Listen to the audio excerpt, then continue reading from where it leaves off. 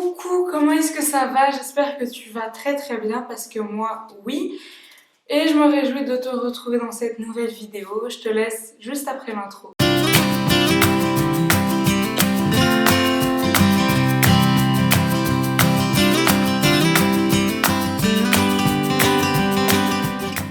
Hola, donc dans la vidéo d'aujourd'hui, on va parler de productivité et de bien-être.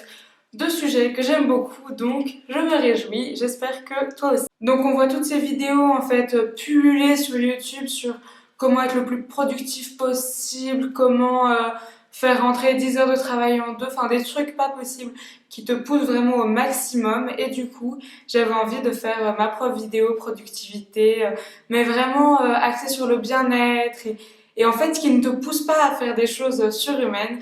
Du coup, j'espère que tu vas me suivre et apprécier ces conseils. On commence tout de suite. J'ai 3 conseils en tout pour toi. Le premier, c'est de prendre ton temps le matin. Et je peux pas souligner ça, genre plus, c'est ultra important.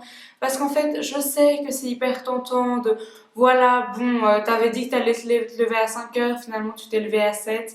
Et du coup, tu te dis, bah c'est pas grave, j'ai qu'à pas manger mon petit déjeuner ou commencer déjà à travailler en pyjama. Comme ça, je peux commencer à travailler tôt et j'arriverai à faire plus de choses. Mais en fait, c'est un leurre, c'est totalement inutile de faire ça et je vais t'expliquer pourquoi et je vais t'expliquer ce qui est mieux de faire à la place. Clairement, je fais partie des personnes qui ont déjà fait ça, donc je comprends tout à fait l'attrait parce que du coup, tu as l'impression d'être super efficace vu que du coup, tu commences à travailler quand même tôt. Sauf que ça marche pas comme ça en fait, parce qu'il n'y a pas sentiment plus désagréable que de te retrouver à midi. Alors oui, t'as taffé, mais t'es à midi en pyjama chez toi et c'est pas un très bon feeling, très clairement. En tout cas, c'est pas le moment où tu te sens le plus productif et working girl du monde. Donc en fait, il faudrait vraiment que tu prennes le temps de démarrer ta journée. Qu'est-ce que je veux dire par là? Je veux dire, tu te lèves tranquillou, tu fais des petits étirements, tu fais peu importe ce que c'est ta routine matinale, tu la fais dans son entier.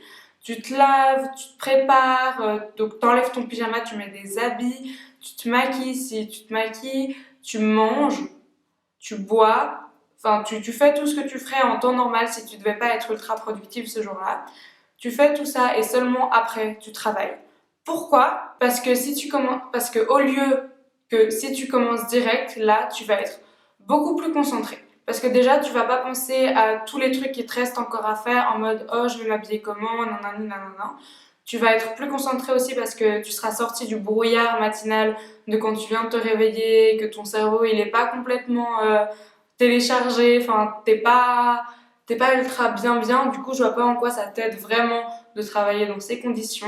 T'auras pas le sentiment de la faim si d'habitude t'es habitué à manger ton petit déjeuner et que là tu le sautes, bah en fait ça va pas t'aider pour ta concentration ni même pour tes capacités mentales. Il y a des trucs où typiquement c'est mieux de manger avant un examen ou tout ça. Et surtout tu tiendras plus longtemps parce qu'en fait si tu commences tôt, tu vas aussi t'arrêter tôt parce que tu vas un peu te reposer sur tes lauriers et te dire ah bah c'est bon, de toute façon j'ai commencé ultra tôt, j'ai encore tout le reste de la journée. Donc là je peux me donner une pause et une petite pause devient une grande pause et non. Et après t'es moyen concentré, moyen productif toute la journée et c'est juste pas cool comme sentiment. Donc en fait là, en commençant après avoir vraiment pris le temps de bien te réveiller, d'être de bonne humeur, d'être chill, là tu travailles vraiment et bien et t'es ultra concentré et bah tu tiens plus longtemps effectivement parce que ça sert à rien de te lever, de directement forcer ton cerveau à travailler hyper dur, hyper rapidement et en fait tu brûles la chandelle par les deux bouts en fait en faisant ça et tu vas pouvoir travailler beaucoup moins pendant la journée. La deuxième chose, c'est de faire des pauses. Donc là, pour moi, ça coule vraiment de source, mais il y a des gens encore dans ce monde qui pensent que plus de productivité est égal à moins de pauses. Et en fait, c'est totalement faux. Tu as besoin d'un temps de repos, tu as besoin de passer du temps pour te ressourcer. Je dis pas de faire des pauses de 2 heures, mais 5-10 minutes, ça peut déjà beaucoup t'aider.